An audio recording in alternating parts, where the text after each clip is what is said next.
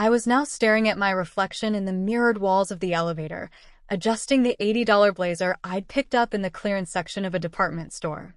In a few minutes, I'd be sitting through yet another insufferable family dinner, nodding politely as my siblings showed off their latest conquests, oblivious to everything they didn't know. The elevator hummed softly, opening onto the rooftop lounge of the Apex Club, Baltimore's exclusive restaurant frequented by the elite.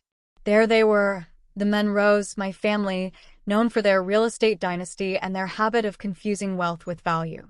"Well, look who finally showed up," my older sister Linda exclaimed, her manicured fingers brushing imaginary lint from her Hermes blazer. "Had to squeeze us in between shifts at that little company of yours, didn't you?" I slid into the empty seat next to my father, ignoring his disapproving glance at my scuffed shoes. "Sorry I'm late," I mumbled. "Busy day, I had to wrap up some work." "You're still in that desk job, right?" my younger brother Ethan said with a smirk, flipping through his Rolex. "Files, spreadsheets, whatever you do." "Something like that," I said in a neutral tone. "My real job? CEO of Nexo Capital." But they didn't need to know that, not yet. My father let out a sigh that sounded rehearsed. "Amanda, you're 32. When are you going to stop wasting your potential?" "Linda's overseeing our expansion in Florida. Ethan just closed a $10 million deal. And I'm keeping the lights on," I replied with a polite smile. Linda beamed. "You're going to love tomorrow's news. Langston Properties is partnering with Bell Capital. Their CEO is coming to sign the deal. $40 million, can you believe it?" I took a slow sip of my sparkling water, hiding the slight twitch in my smile. "Bell Capital. My company. We've been working on this for months." Ethan added proudly, "They're sending someone named—" What was it? Amanda Miller. Never heard of her. "Probably someone writing from connections," Linda added with a smug smile. I kept my gaze steady. "You'll meet her tomorrow." They laughed, clinked glasses, and talked about legacy. Meanwhile, I mentally reviewed the agenda for tomorrow's meeting, the one they'd begged for my signature on. They called me the black sheep of the family. They still do. But after tomorrow, they'll be calling me the boss. I saw opportunities where they were too arrogant to notice. The startup I was working for at the time, Aura Tech Systems, had revolutionary artificial intelligence algorithms, but its finances were a disaster. When they were on the brink of bankruptcy, I quietly used my modest savings and my insider knowledge of its cash flow to acquire a majority stake for next to nothing. The founders were brilliant engineers who were relieved to hand over the management side of things. They just wanted to code and create, and I let them. Within 2 years, Orion had evolved into Miller Investments, a hybrid technology investment powerhouse that now ranks among the top private equity firms in North America. No one ever knew I was behind it. I kept everything protected through anonymous holding companies and trusts, and I attended board meetings via secure video conferences, masking my voice with software.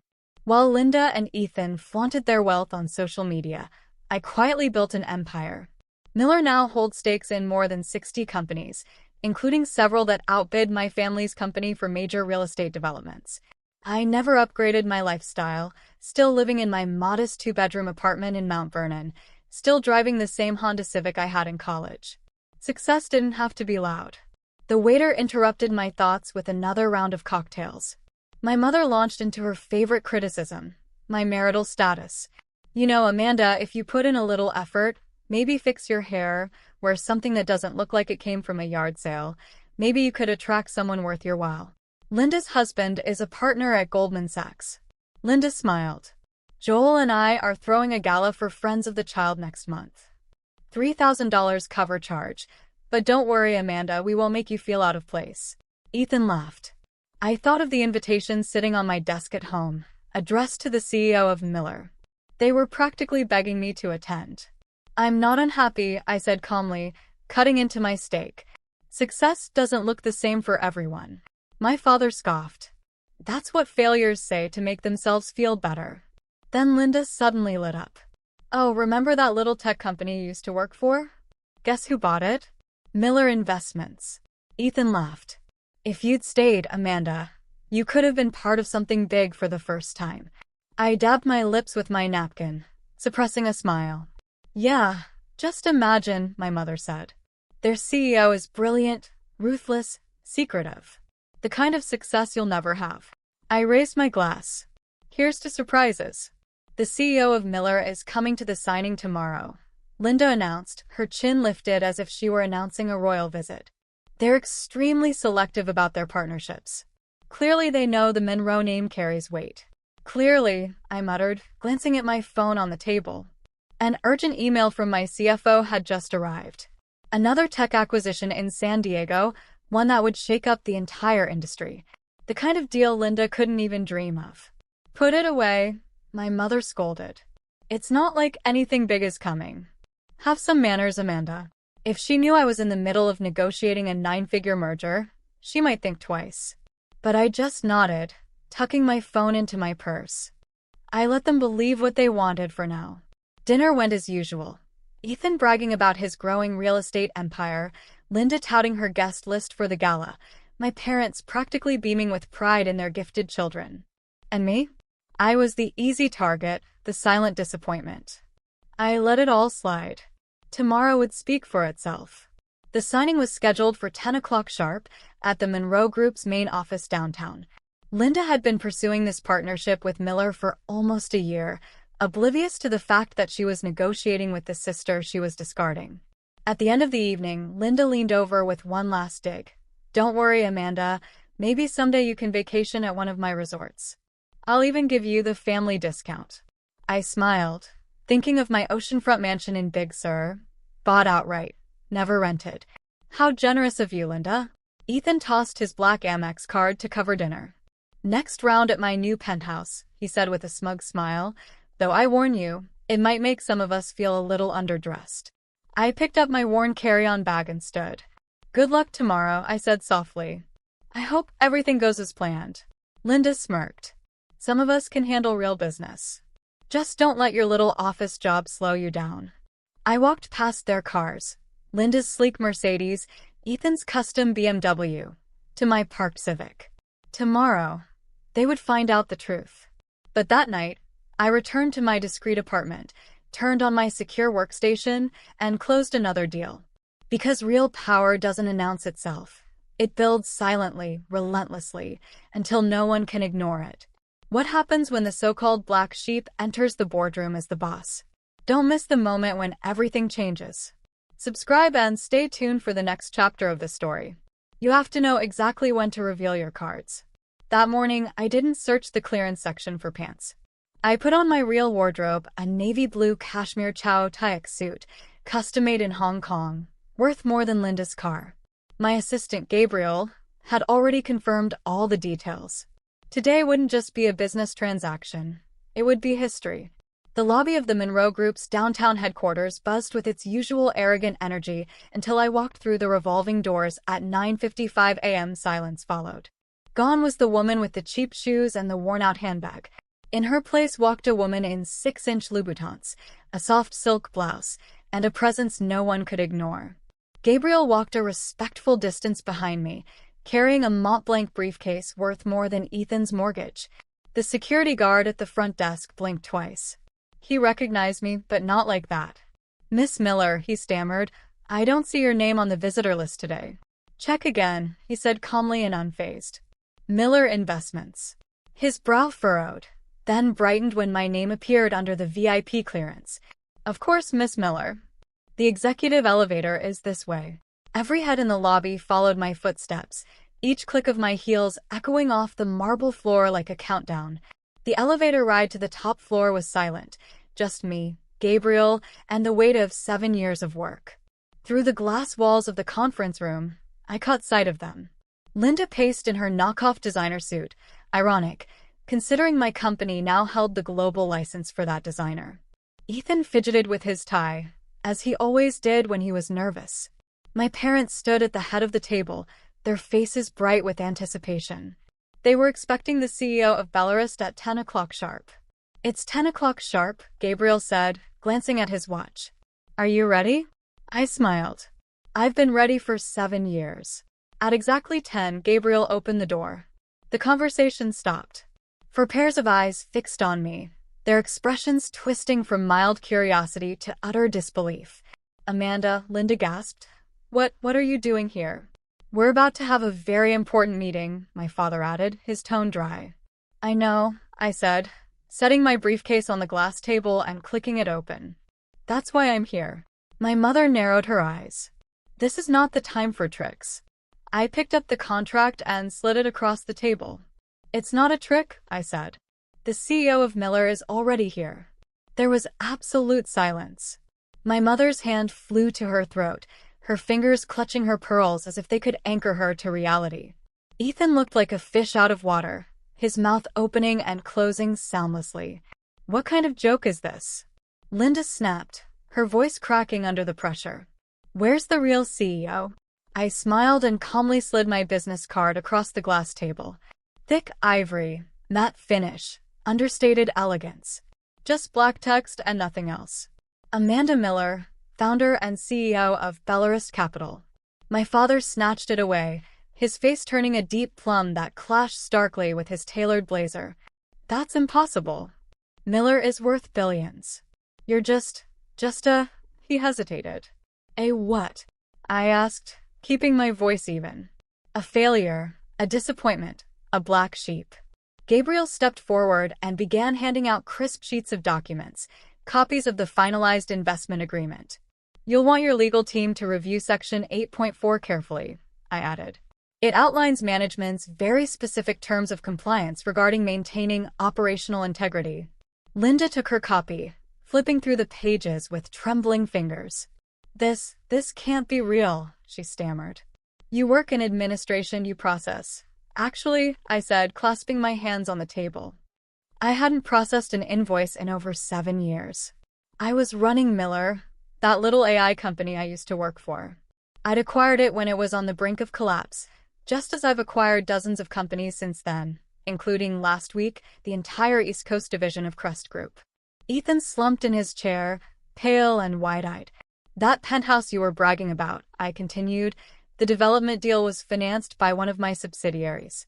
My mother finally spoke. But your apartment, your clothes, that old car, all part of the plan, I said. Not everyone needs the spotlight. Some of us build in silence and let the results do the talking. My father's voice was low and bitter. Why so secretive? Why didn't you tell us? Because you never respected what you couldn't control, I said. You would have meddled, downplayed, tried to take credit. I stood, smoothing my designer skirt, calm and in command. Well then, I said, placing a pen next to the contract, shall we discuss the terms of Miller Capital's $60 million investment in the Monroe Group? That's a lot of money. I suggest we go over exactly what you're agreeing to. Linda's face paled, almost green. The negotiations. I've been negotiating with you the whole time, through intermediaries. I nodded. Although I must admit that your original proposal was wildly inflated, fortunately, I already had access to the real numbers. The next hour was excruciating for them and incredibly satisfying for me. I went through the Miller Capital contract line by line, pausing long enough at key clauses to watch their reactions change from disbelief to horror. The $60 million investment would save the Monroe Group from the brink of bankruptcy. The debt was piling up faster than they could hide it, even from each other. Their so-called empire was crumbling beneath the glossy PR campaigns, and I knew it. Of course, I said, turning to the last section, this deal comes with conditions, specifically a restructuring of management. I looked directly at Linda. You will step down as project leader. Her lips parted in astonishment. You can't. This is my business, my project. Actually, I can, and it is my business, I replied coolly, just like the last 3 you took credit for. All financed by Miller subsidiaries. I turned to Ethan, whose false composure was cracking. As for your real estate empire, those loans you were hiding from the family? Miller now holds the majority of that debt, which means you work for me. My father stood abruptly, his chair scraping loudly. Listen here, Amanda. This is outrageous. You can't just walk in and, I interrupted, my voice calm but razor sharp, and I have. Miller isn't just any holding company. We have interests in over 60 major corporations. Your company is a footnote in our portfolio.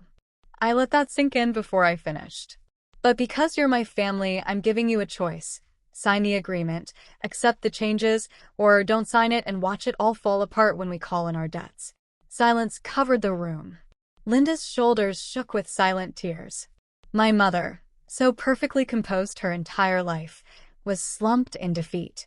Ethan stared at the papers as if they were written in fire. My father finally picked up the pen, his hand shaking as decades of ego shattered. One by one, everyone signed. Gabriel collected the contracts as I stood. I have another meeting across town, I said, pulling on my coat. Help yourselves. My real office makes this place look like a glorified warehouse, I said, turning toward the door. Gabriel will walk you through the transition. I paused, my hand on the doorknob. Oh, and Linda about that gala next month? Don't worry about my invitation. She blinked. What? I bought the place last year, I said with a slight smile. Actually, I own most of the buildings where your events are held. Funny how things work. The drive back to the real Miller headquarters gave me a moment to reflect. Their stunned faces had been deeply satisfying, yes, but this wasn't about revenge. It was about liberation. I was finally free to stop pretending. My phone buzzed, a text from my mother. Why didn't you tell us? I stared at the Baltimore skyline, thinking of every dinner where they'd ridiculed my car, every snide comment about my potential, every time they'd treated me like background noise. Because you would never have believed me. You only respect power when it's rubbed in your face. In the months that followed, the landscape changed. Linda was quietly transferred to a strategic consulting position, a graceful way of being pushed aside. The projects she'd once claimed were now rightfully credited to the Miller team. Ethan's real estate empire was folded into Miller's turnaround unit, its debts absorbed but its independence lost. As for my parents, they rewrote the past as professionals. Suddenly, they'd always known I was talented, raving to their friends about their visionary daughter, the mysterious billionaires who just needed time to blossom. I let them talk. It didn't cost me anything. I kept my modest apartment for balance and eventually retired the Civic, donating it to a local women's shelter. My actual residences, including the private penthouse that crowns the Miller Tower, remained my secret retreat. The next family dinner took place in my executive suite, 60 stories above the city. They marveled at the floor-to-ceiling skyline views, the carefully curated modern art, the quiet opulence. I raised a glass of red wine that cost more than Linda's monthly salary. Success, I said softly, isn't about what you show off, it's about what you build when no one's looking. No one dared to respond. For once, the black sheep had silenced the flock. But the real twist? I still shop at Target because real power doesn't need validation. It knows exactly who it is and isn't intimidated when no one else does. For years, I was the one who went unnoticed, the black sheep, the silent observer who didn't fit their mold. But I've learned that you don't have to shout to be strong, and you don't need approval to be worthy. If you've ever been underestimated, if your worth was measured by your car, your clothes, or how well you fit someone else's expectations, leave a comment below. Tell me your story. I really want to hear it. Subscribe for more stories of overcoming.